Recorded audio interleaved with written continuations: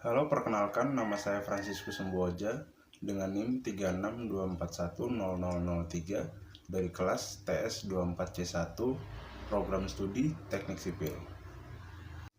Pada kesempatan kali ini saya akan menjelaskan soal-soal UTS yang bernomor ganjil karena NIM saya ganjil.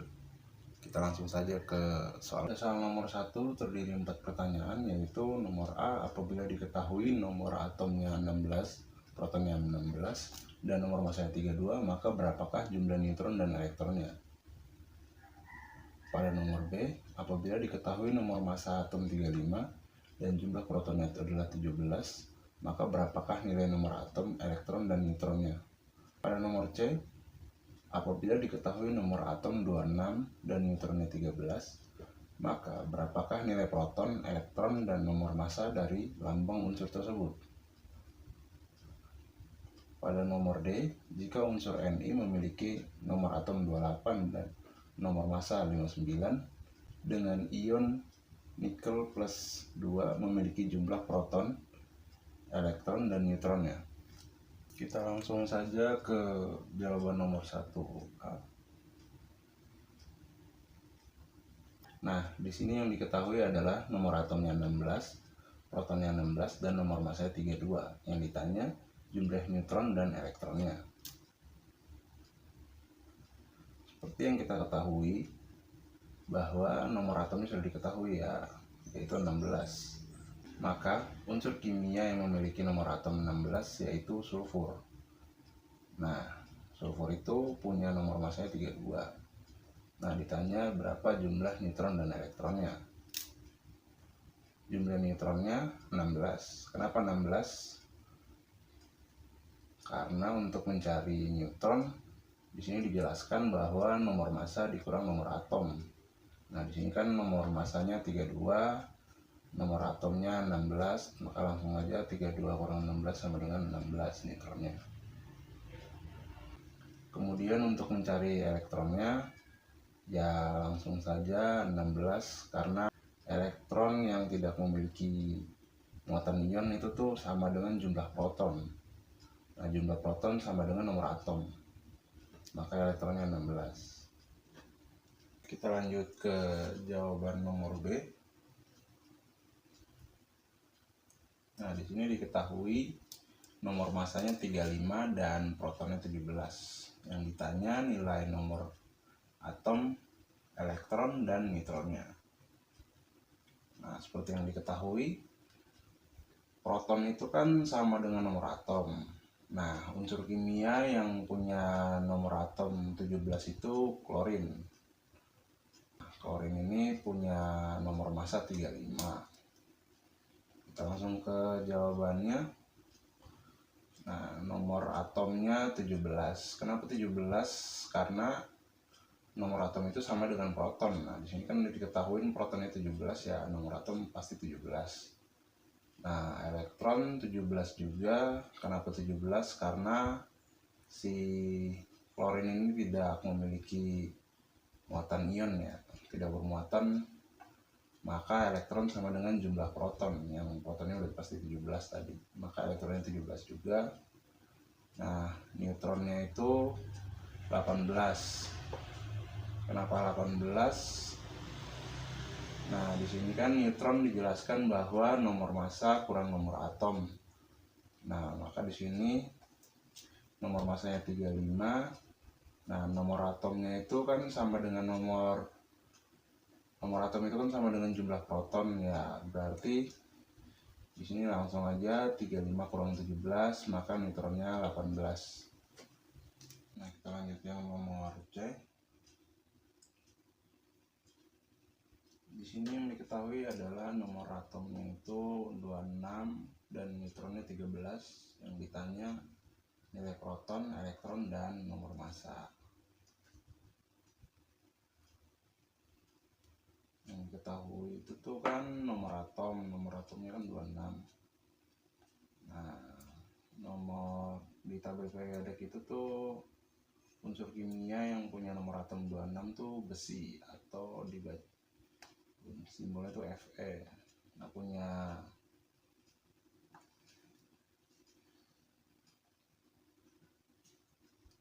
Nah sebenarnya kan nomor masanya belum diketahui, cuma saya langsung masukin. Nah jawabannya itu kita jawab proton, elektron, dan nomor massa. Nah, protonnya itu 26. Kenapa 26? Karena ya nomor atom sama dengan jumlah proton, maka protonnya sama dengan 26. Elektronnya 26 juga. Kenapa 26? Karena si besi ini tidak bermuatan ion ya, maka elektron sama dengan nomor atom, jumlah proton juga sama aja. Nah nomor massanya itu 26 plus 13 sama dengan 39. Nomor massa 39 karena di sini nomor massanya itu tuh dapatnya dari jumlah proton plus neutron. Nah di sini kan neutronnya 13, nomor atomnya 26, maka 39 hasilnya nomor massanya. Kita lanjut ke nomor D. Nah, di sini yang diketahui itu adalah unsur nikel. Sudah diketahui unsurnya apa. Nah, nikel ini dia punya nomor atom 28, nomor massanya 59, dan punya ion 2+. Ditanya nilai proton, elektron, dan neutronnya. Nah, cara penulisannya kira-kira kayak gini. Ini harusnya lebih kecil sih angkanya, cuma kegedean nggak bisa kayak gitu.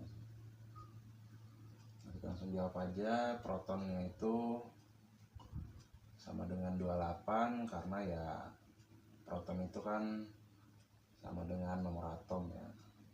Nah, elektron itu 28 minus 26 karena ya diambil dari jumlah proton kurang muatan ya. Kalau ada muatan harusnya dikurang sama muatannya gitu. Kalau nggak ada baru langsung sama dengan jumlah proton. Hasilnya 26. Neutronnya itu 59 kurang 28 sama dengan 31 ya, diambil dari nomor massa kurang nomor atom, makanya saya 31. Ya lanjut lagi ke nomor 2.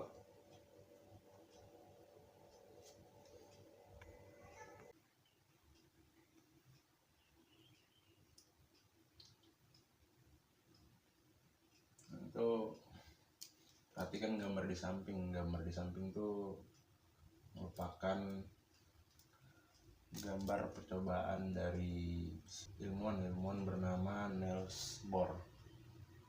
Ini digunakan untuk menjawab kelemahan dari teori atom Rutherford.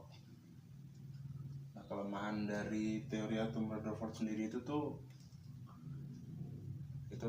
dia tuh gagal buat ngejelasin spektrum garis yang diamatin pada atom ya, sehingga tuh nggak bisa ngejelasin kenapa elektron tidak jatuh ke inti. Nah, kalau buat mekanisme dari gambar di samping itu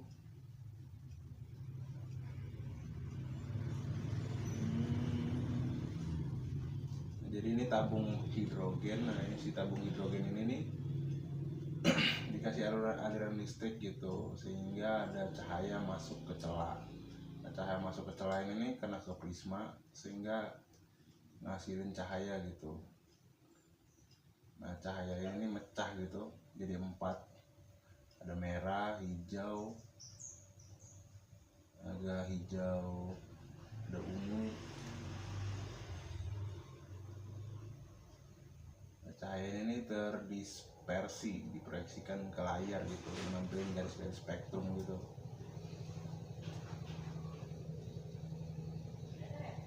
Nah, hasil dari percobaan dari gambar di atas tuh yaitu tuh pada layar di atas 4 garis spektrum utama, masing-masing memiliki panjang gelombang spesifik. Garis ini adalah garis karakteristik dari atom hidrogen dan berasal dari transisi elektron antara tingkat energi dan atom hidrogen. Nah, jadi garis HH alpha ini yang warna merah ini nih. Ini nih panjang gelombangnya itu 656,2 Nm. Sedangkan garis beta, H beta itu tuh terlihat biru agak hijau-hijauan dengan panjang 486,1 Nm. Sedangkan garis H gamma ini terlihat warna biru dengan panjang 434,0 Nm. Garis terakhir itu adalah garis H delta yang terlihat ungu dengan panjang gelombang 410,0 Nm. Ke nomor 3.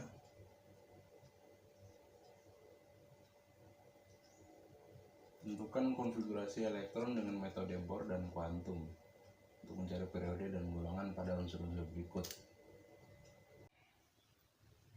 Di sini ada mangan sama tembaga. Kita langsung aja ke metode Bohr. Jadi metode Bohr itu tuh di kulit paling dalamnya itu cuma masuk 2 elektron, cuma bisa memuat 2 elektron, dan seterusnya itu tuh ngikutin oktet ya, yaitu 2n kuadrat ya. Jadi setelahnya itu 2, 8, 18, 32 dan seterusnya. Kalau kayak gini ya udah langsung gini aja, kayak mangan dengan nomor atom 25 jadi 2, 8, 8.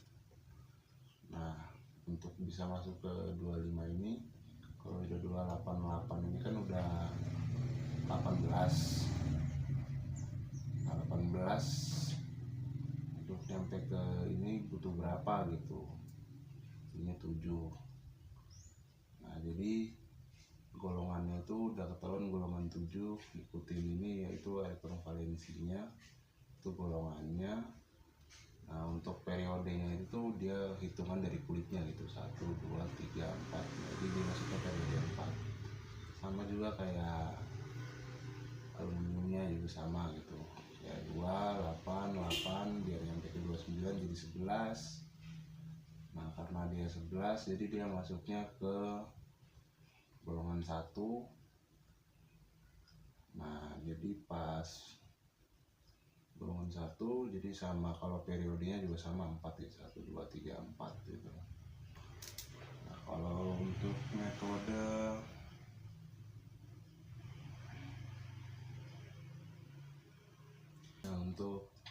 untuk metode kuantum sendiri itu menggunakan aturan Aufbau ya. Ya dimana dia pakai cara gini nih, menurun kayak gini. Nah, itu tuh si angka 1 ini atau 2 ini nih, itu adalah kulit terluarnya gitu. Nah, si abjad S ini P, D itu tuh namanya subkulitnya. Untuk angka yang dari sini adalah jumlah elektronnya gitu. Nah, kalau misalnya ini nih diurutinnya gitu kayak gini tuh, kayak 1, terus 2S, terus 2P6, 3S2. Kayak ini terus sampai jumlah kesini nih masuk. Ini udah 2, hitungannya udah 2, 2, 10, 10, 18, 18, 20, 25. Jadi hitungannya kalau D3D ini dia nggak lepas, harusnya jadi 3D5 aja. Nah, untuk nentuin periodenya itu dilihat dari subkulitnya. Subkulit terbesarnya itu tuh yang ada di sini itu yang jadi periode. Sedangkan golongannya sendiri itu tuh diambil dari subkulit yang berjejer sini nih, 3, 4 mana, 4S2. Ya 4S2 ini sejajar sama 3D10 ini, jadinya 2 tambah 5 jadinya 7. Nah, kenapa golongan B ini didapat dari catatan saya di sini nih ada, kalau untuk B5 itu untuk golongan B, golongan 7B ini masuknya.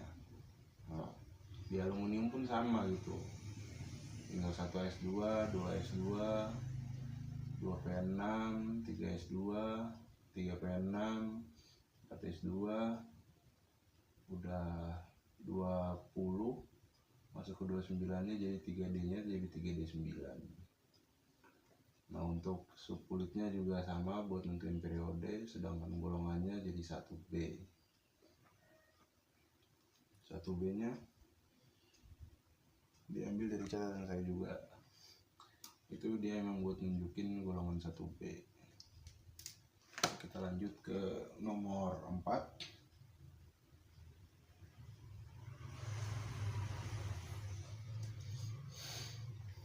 Jika diamati peristiwa yang terjadi di sekitar kita, terdapat ketertarikan dengan sifat ikatan kimia.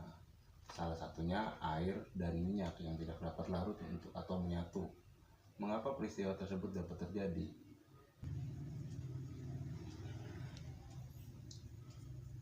Nah, untuk menjelaskan berdasarkan sifat ikatan kimia itu tuh ada 3 ya. Nomor 1 itu tuh ya air itu bersifat polar ya, atau memiliki kutub. Molekul air yang memiliki sisi positif dan negatif karena atom oksigen menarik elektron lebih kuat daripada atom hidrogen. Sifat ini tuh bikin molekul air tuh kayak magnet kecil, di mana bagian positif tertarik pada bagian negatif molekul air lainnya. Nah, ini tuh ngebuat molekul-molekul air tuh saling tarik-menarik dengan kuat gitu. Nah, kalau sifat minyak sendiri itu tuh bersifat nonpolar atau tidak berkutub gitu. Jadi minyak tuh terdiri dari molekul yang tidak punya sisi positif ataupun negatif. Elektronnya itu tersebar rata gitu, sehingga tidak ada gaya tarik yang kuat antara molekul-molekulnya. Molekul minyak tuh lebih suka berkumpul dengan molekul yang sesama jenisnya atau nonpolar juga, dan tidak tertarik pada molekul polar seperti air.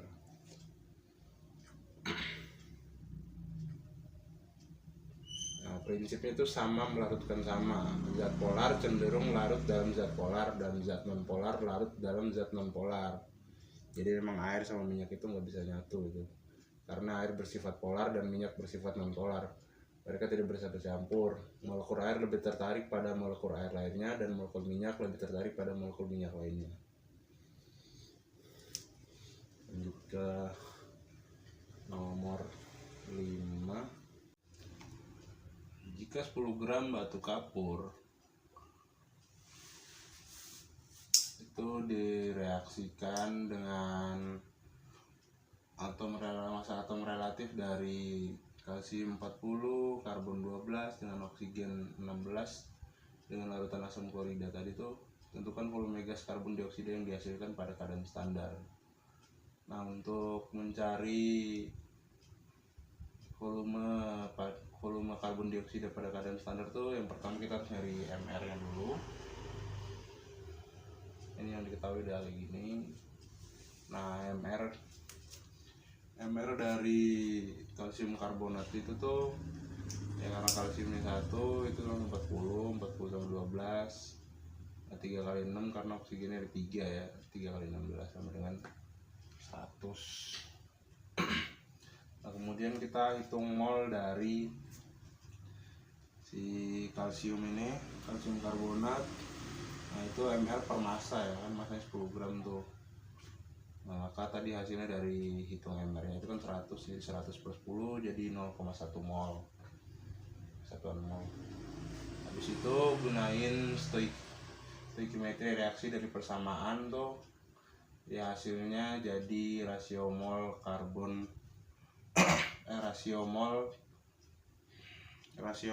kalsium karbonat itu berbanding sama CO2 nya itu 1:1. Jadi mol CO2 yang dihasilkan juga 0,1 mol. Nah, kemudian tinggal nyari volume dari karbon dioksida pada keadaan standar ya, pada keadaan tekanan standar atau standar temperatur pressure ya. Nah, volume karbon dioksidanya itu sama dengan mol karbon dioksida kali 22,4 liter per mol ya. Itu sama dengan 0,1 kali 22,4 sama dengan 2,24 liter. Itu saja video penjelasan dari saya. Terima kasih.